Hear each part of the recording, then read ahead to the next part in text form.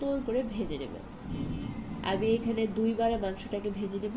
আমি একবারে মাংসটা ভাজছি না, কারণ একবারে মাংসটা ভাজলে পরবর্তীতে মাংস থেকে পানি ছেড়ে দেবে, তাই আমি মাংসটাকে 2 বারে ভাজবো। আমি একবার মাংসটা ভাজা হয়ে গিয়েছে, আমি এখন 15 মিনিট মাংসটাকে রেস্টে রেখে দিয়েছিলাম। 15 মিনিট হয়ে গিয়েছে, এখন মাংসটাকে আমি আবার ফ্রাই করে নিচ্ছি। অল্প আঁচে মাংসটাকে ফ্রাই করে নেব। আমার 1 পিঠ হয়ে গিয়েছে, আমি অপর সাইডও উল্টিয়ে দিচ্ছি। অবশ্যই চুলার আঁচটা অল্প থাকবে, না হলে চিকেনগুলো পুড়ে যাবে, তখন খেতে একদমই তিতা লাগবে, ভালো লাগবে না। আমার মাংসটা ফ্রাই হয়ে গিয়েছে, আমি এখন এটাকে সার্ভ করব।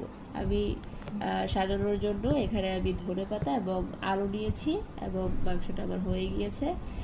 মাংসটা